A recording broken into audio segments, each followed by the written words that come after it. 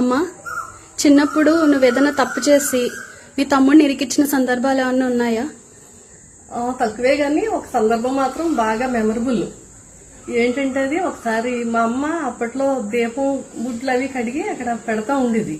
వాటిని ఒకసారి తన్నేసాను ఒక దాన్ని, పగిలిపోయింది. ఈ లోపల మా అమ్మ మా తమ్ముడిని బాధటం మొదలు పెట్టింది. మా తమ్ముడు అన్నాడు, అక్క వాడికి తెలుసు నేనే తన్నేనని.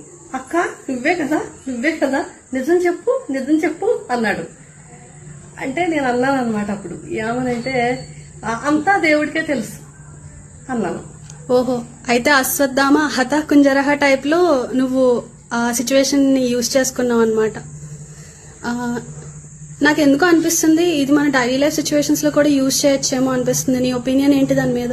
అది మోసమైనా కూడా ఈ రోజుల్లో అది చాలా అవసరం.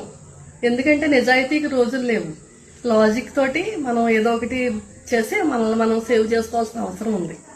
సో లైఫ్ ని లీడ్ చేయాలంటే ఇలాంటి టెక్నిక్స్ యూజ్ చేయాలని 100%. ఓకే.